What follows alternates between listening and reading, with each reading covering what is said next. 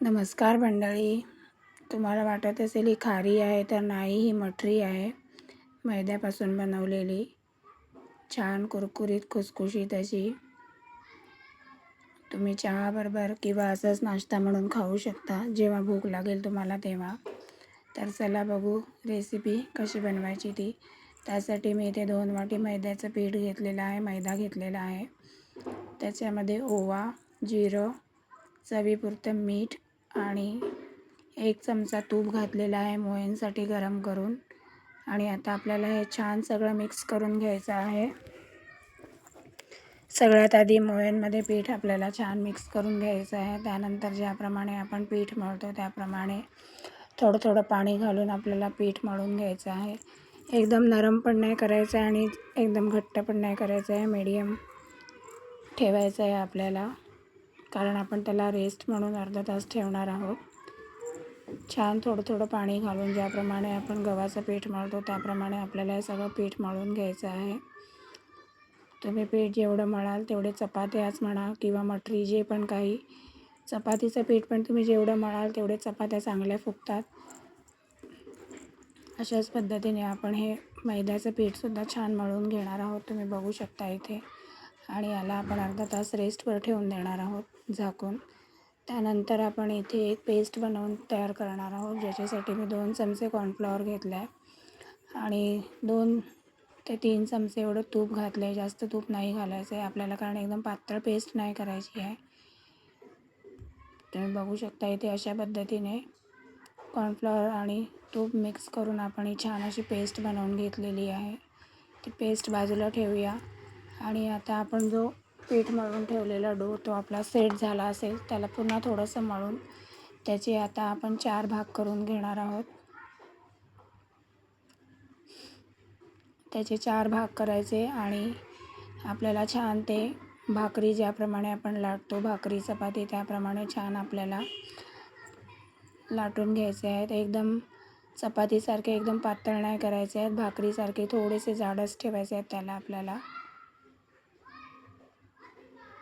छान अशा पद्धतीने आपण लाटून घेऊया 4ही आपल्या मैद्याच्या चपात्या. आणि त्यानंतर आपण पुढची प्रोसेस बघूया. मठरी ही एकदम खुसखुशीत छान कुरकुरीत अशी झालेली होती. अशा पद्धतीने जे आपण त्याचे 4 भाग केलेले पिठाचे ते 4ही गोळे आपण छान त्याचे चपात्या बनवून घेणार आहोत.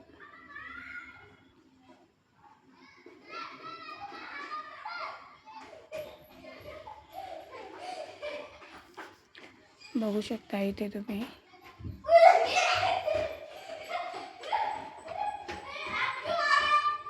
अशा पद्धतीने 4ही आपले हे बनवून तयार झालेले आहेत. त्यानंतर जी आपण पेस्ट बनवलेली होती ती पेस्ट आपण त्याला वरती हाताने लावणार आहोत आणि त्याच्यावरून पेस्ट लावल्यावरून थोडं सुक्कं पीठ भुरभुरायचं, जेणेकरून त्याच्यावर आपण जी दुसरी मैद्याची चपाती ठेवू ती चिपकणार नाही. आणि जेव्हा ते आपण कट करू तेव्हा त्याचे लेयर्स खूप छान पडतील आणि खूप आतून ती क्रिस्पी आणि कुरकुरीत होईल. त्याचे लेयर्स पण खूप छान सुटतील. त्याच्यासाठी आपल्याला स्लेरी लावून ती पेस्ट लावून त्याच्यावरती आपल्याला मैदा टाकायचा आहे.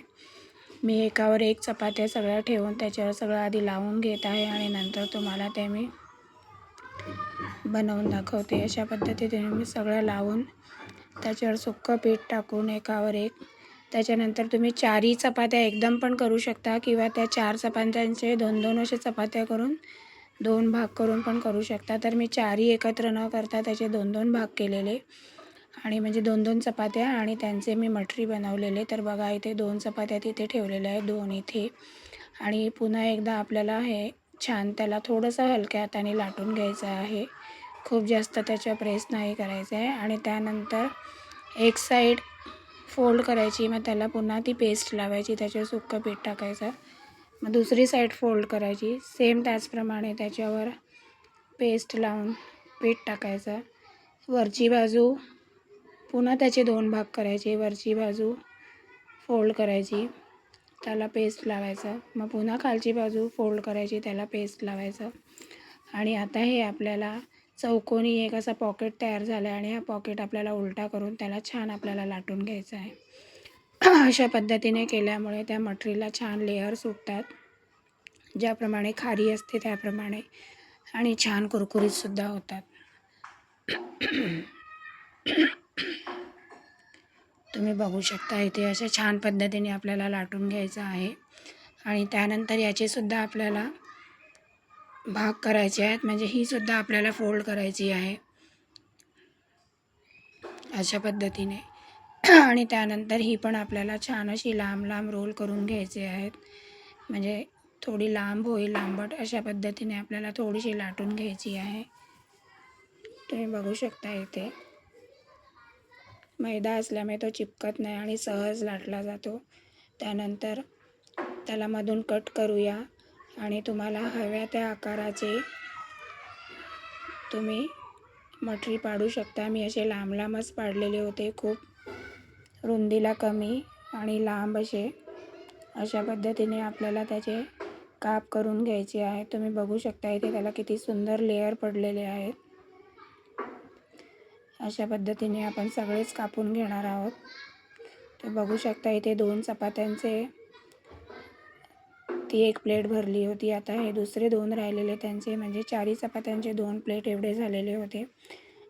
चला आता छान आपण त्याला फ्राय करून घेऊया.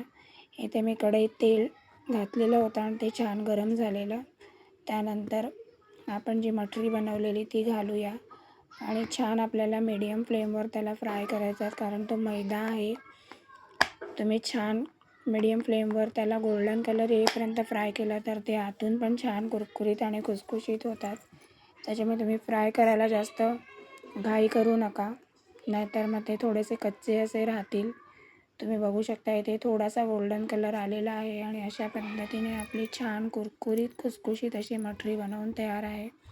रेसिपी आवडल्यास चॅनलला लाईक करा, शेअर करा आणि सबस्क्राईब करा. Thank you for watching.